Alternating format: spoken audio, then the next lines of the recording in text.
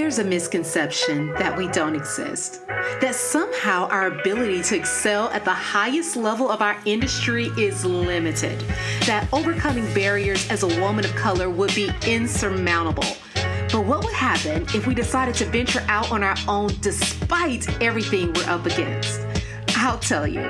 Welcome to the Black Girls Consult 2 podcast. I'm your host, Dr. Angelina Davis, a healthcare consultant, consulting coach, high performance fanatic, wife, and proud girl mom. I help transform female professionals into thriving solo consultants. And just like you, I'm wearing all the hats and doing all the things. So this podcast is to empower the busy female professionals to move past fear to start and grow a successful consulting business, despite the obstacles you may encounter.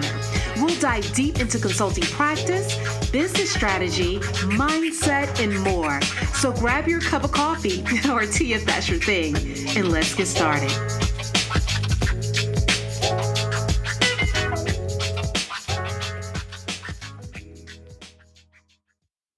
Welcome to the Black Girls Consult 2 podcast. I am your host, Dr. Angelina Davis. And if this is your first time tuning in, then welcome. And if you have tuned in before, thank you for coming back.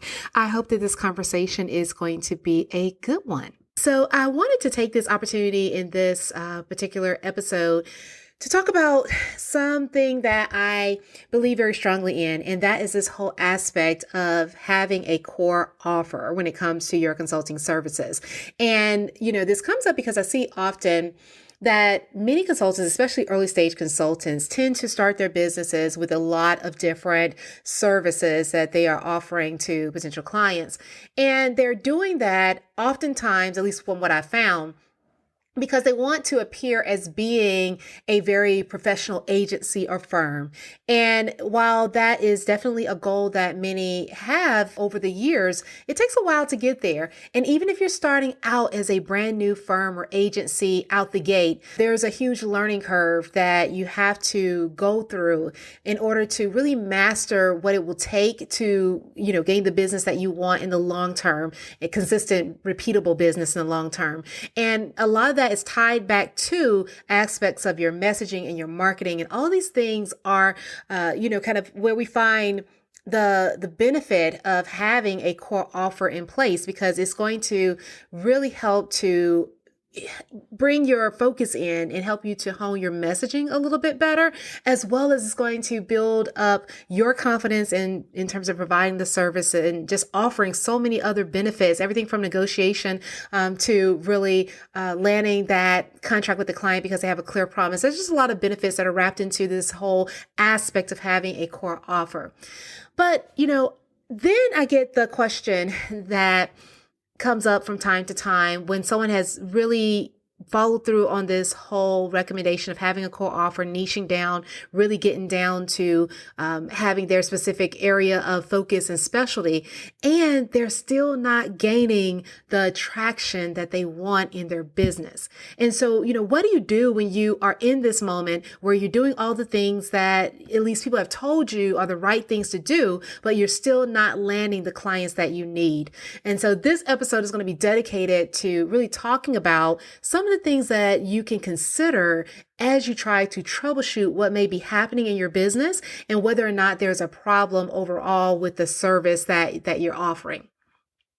So as we start out, I want to, start with one key recommendation, and that is when you go through this period of time where you don't know whether or not your offer is the problem when it comes to landing clients, one of the first things that I want you to think about is whether your audience is able to quickly identify what it is that makes you and your service unique. And this is something that I think a lot of times we think that we're doing, but it may not be the case when it comes to how you're being perceived. So there may be instances where you can fill out a form, or maybe you're going through a particular coaching program or some other type of assessment, and someone asks you, what makes you unique? What makes your service unique? What makes you special? And you can run off a laundry list of things that you are able to do that's different or better than your competition. But are you really putting that information out into the marketplace? Is that something that your audience knows? Can they easily see it? Or is it something that you have to keep reminding them of, something that you have to keep driving home? When you think about it, any market, no matter what aspect of consulting you're in, is a very noisy space nowadays. And so we have a lot of people out there really competing for business. It's a very highly competitive market, especially in the consulting industry, because let's be honest, it's one of the easiest businesses to start because it doesn't take the overhead of having a product that you want to launch and kind of getting all those pieces of the puzzle together and then being able to manage inventory or things of that nature that comes with maybe a product-based business. So going into something like consulting will allow you to be more kind of, I would say, turnkey, meaning that you can go out and start your business pretty much right away, as long as you have those key elements and those tools in place to get you started. So it can be very noisy out there. It can be very, very difficult to stand out. And so if you are trying to really compete in this very crowded space and you don't look any different from your competition, it's going to be hard for you to land the business that you want. Think about it. It's like when you go to the state fair, when I lived in North Carolina, that's something that we did often. We would go to the state fair every year. It was a big, big thing. And you would go, and I look forward to being able to get the big turkey legs that they would sell at the fair. It was something that I never found anywhere else. And so it was something that I look forward to every year. But that was because I knew that was an offering. That was something that was available at the fair that I could not find elsewhere. And when I went to the fair, I knew exactly what I was going for in terms of food. I was trying to find that particular food offering because it became one of my favorites. It became something that I couldn't find elsewhere. It was unique. It was different. It was something I look forward to. So when we're in the marketplace, we are kind of like being in that state fair, right? We have a food truck like all the other food trucks that are there. And all the food trucks are selling some type of, some food of some type or some kind. And that food often is very similar. It's a lot of funnel cakes, a lot of hot dogs, a lot of hamburgers, French fries, all that type of stuff. And so when you think about it, when you're walking through this food court or this space where there are a lot of food trucks at a state fair, you're looking for food, you're hungry, you want something to nourish you. In that instance, everything looks the same. Everything smells the same. Everything is just drawing you to the same degree because they're all offering something similar, and it's all going to satisfy your need in that moment, which is to eat. Your want is to be satisfied by having something that is very tasty and very good to eat. So as long as everything looks the same, then you're going to go around and search for the food truck that has the shortest line, or maybe you're going to search for the food truck that actually is charging the least amount of money. Those are going to be the types of things that make your decision in that moment. And so we have to avoid being in a situation where we are like all of the other food trucks at the state fair. We don't want to be looked upon as a commodity. And when we're not communicating what makes us different, that's how we're presenting ourselves in the marketplace. And so although we may know that we offer something that's special and that's very, different and unique from our competition, if our audience doesn't know that, if they don't recognize it, then it doesn't matter. The thing that we want to do is figure out how we can stand out, kind of like me looking for that turkey leg at the fair. I wish I had a better analogy than the turkey leg, but it's true. Me looking for that turkey leg at the fair, I know that I'm looking specifically for that food item from the vendor that I went to the last year and the year before that and the year before that, because they actually had a quality product, something that I was able to remember, something that I know was unique. Nobody else there sold the same thing. And so that stood out. And that's one of the reasons why they became successful year after year after year. So some of the questions that we have to begin to ask ourselves when we're in this space where our offer doesn't seem to be resonating as well with our audience as we would hope is, number one, are you offering a high quality of service? So are you offering a higher quality than what's out there? Is that the aspect that's different? Are you fast tracking the process? Are you able to get them to their end goal a lot faster? Or do you offer some aspect of ongoing support for your services or a periodic benchmark comparison that allows clients to remain motivated to achieve their goal over time? You have to make sure that whatever you are offering, those things that you have pulled together as an offer, as a service, that it creates something that is highly desirable for the clients that you want to serve. It has to not only be desirable, but it also has to be different. Remember, it has to be evident to your audience that you offer something that is unique. So that's one of the first places I often have people check is whether or not the offer that they actually have in place, if that's something that is truly unique to their business, to them as a consultant. And that's also going to be how someone is going to respond to you in the marketplace by, really looking for your offer and your offer alone.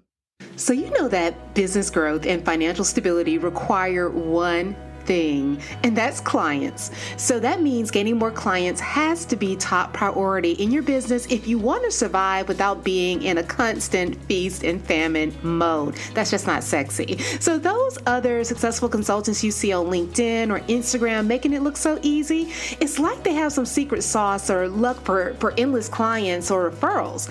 But honestly, all thriving practices are built on solid processes, showing up authentically in your marketing and positioning your expertise effectively. In other words, there's a consulting code that you can learn, plug into your business, and then modify so it leads you toward your ideal business and your ideal lifestyle. So if you want to know more and have the secret to crack this code, just visit my description and download the free foolproof checklist to grow your consulting business to six figures and beyond. Because when you crack the code, you'll be able to generate leads and increase profits with more ease.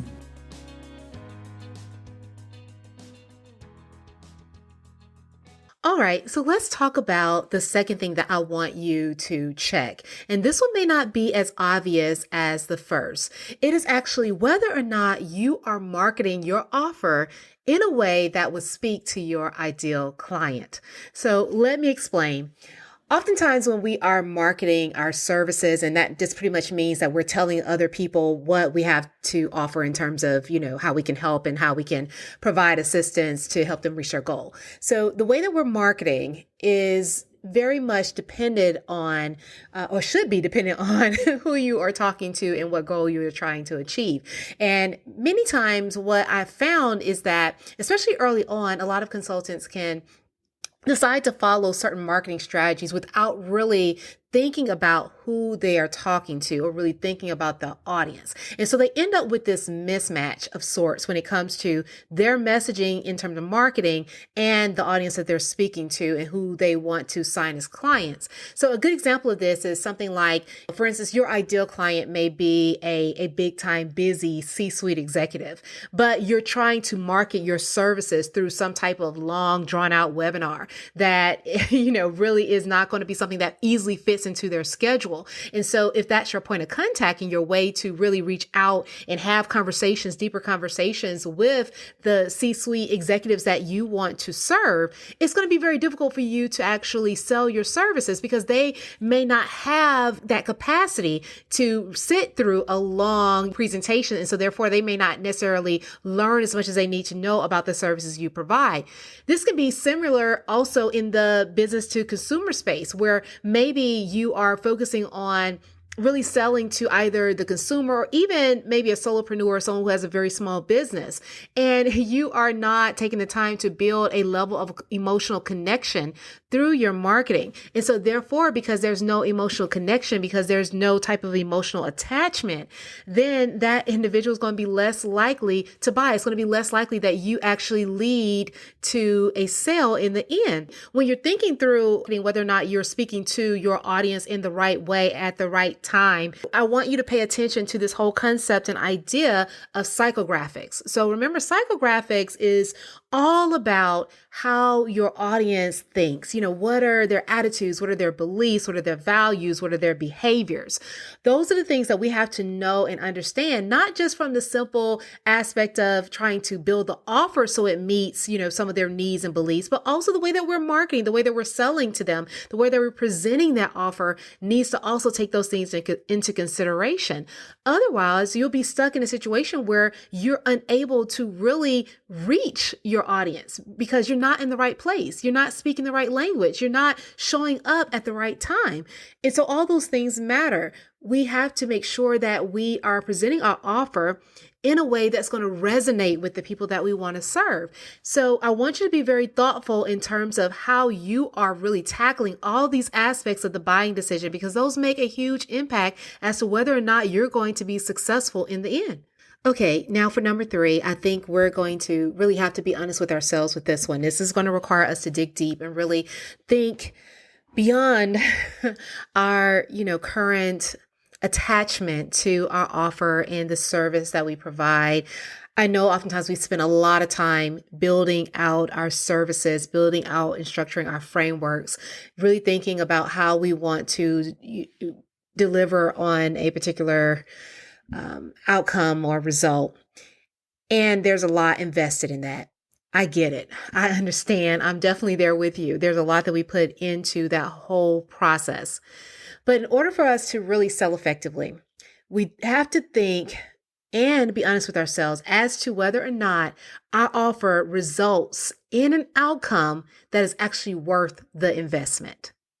So you have to be honest with yourself and make sure that what you are actually, selling, the services that you're offering, what you have positioned as a solution, that is worth the investment in your services. Is it worth the money? Are you worth the money? And that's something that we have to be able to answer. Oftentimes when we run into problems on this front, it's because we're not thinking like the client. We're kind of positioned from the outside, really looking in, because, the client and their perceived value is what matters. It's what they actually want, is what they desire, is how they perceive our services in terms of the result and the outcome that we're delivering. All of that is what is actually going to be most important when it comes to making sure that you're able to sell effectively. You have to begin to look at how they view the services you provide. And one of the ways that I recommend that people approach this is by starting with the end in mind. When you're building your offer, this is one of the reasons why we want to think about what the result of the promise actually is, and then design your offer so that you're actually delivering on that result that your audience has already stated that they want. You know what they need. So what you're doing is that you're actually positioning your service to provide all that they need in a way that they will perceive as being highly valuable. And when we're able to do that from the start, we have less of a problem really selling our offer in the long run.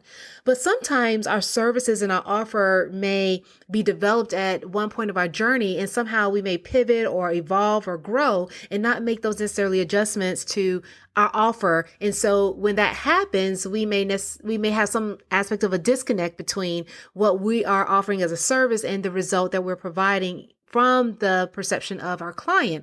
Our client may not necessarily find it as valuable any longer. Maybe they've advanced along in their journey. Maybe some aspect of, their practice has changed. I kind of give this example within the business to business space. You may be working with a business that has heavily invested in aspects of automation and artificial intelligence and things of that nature. And so they are less dependent on some of the manpower that they used to depend on previously, possibly when they work with you or maybe when you had initial contact. Well, if your offer doesn't take all of those things into account and you're still offering some aspects that are more manual driven and require more manpower and workforce, then that is not going to be as appealing to them or as valuable, because they're already made the shift into this, more automated aspect of business. So you have to know who you're talking to and how your audience and your ideal client has advanced over time, because you may find yourself actually trying to catch up instead of really leading the field.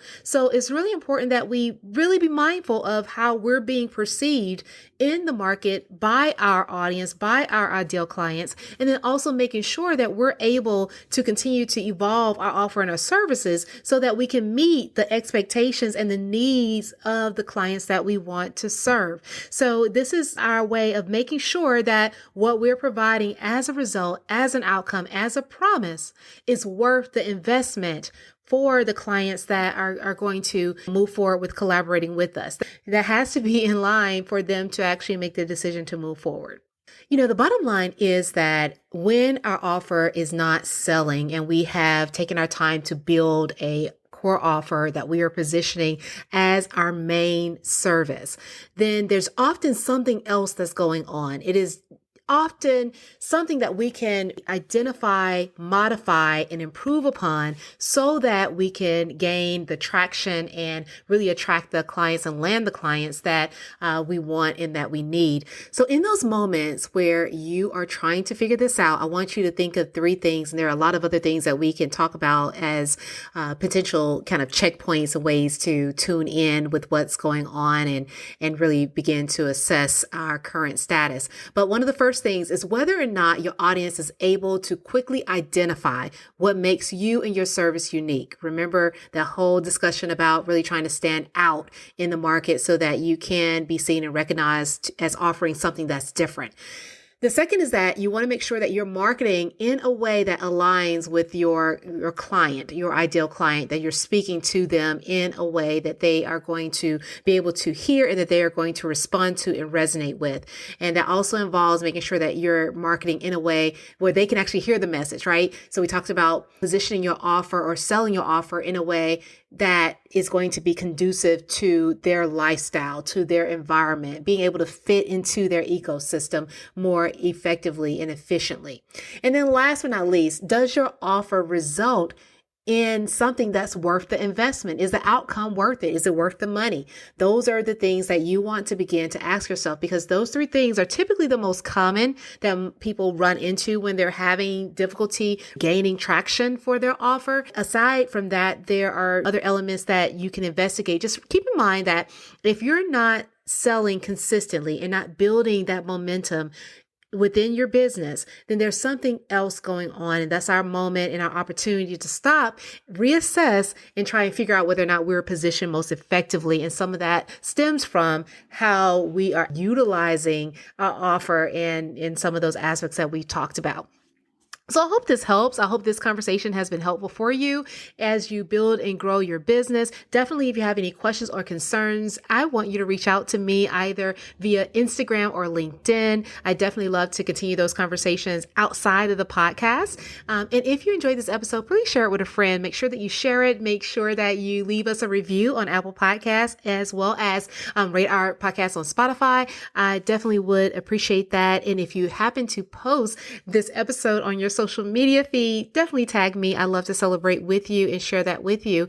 And until next time, take care. Thank you for tuning in to the Black Girls Consult 2 podcast. If you enjoyed today's episode, be sure to leave your review on Apple Podcasts, subscribe, and share it with a friend.